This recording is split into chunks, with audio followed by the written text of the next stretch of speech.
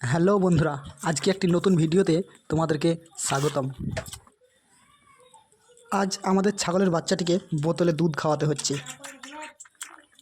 কারণটা হচ্ছে এর মা কয়েকদিন ধরে অসুস্থ থাকায় ঠিকমতো দুধ খাওয়াতে পারছে না। তাই বাচ্চাটি যেন ক্ষুধার্ত না থাকে এবং সুস্থভাবে বড় হতে পারে, সেই জন্য আমরা পরিষ্কার বোতলে দুধ খাওয়াচ্ছি। ছোট্ট বাচ্চাদের নিয়মিত খাবার ও যত্ন খুবই প্রয়োজন। আশা করি মা ছাগলটি খুব দ্রুতই সুস্থ হয়ে উঠবে আর বাচ্চাটি আবার মায়ের দুধ খেতে পারবে। গ্রামের এমন বাস্তব মুহূর্তগুলো আপনাদের সঙ্গে ভাগ করে নেওয়াই আমার কাজ। ভিডিওটি ভালো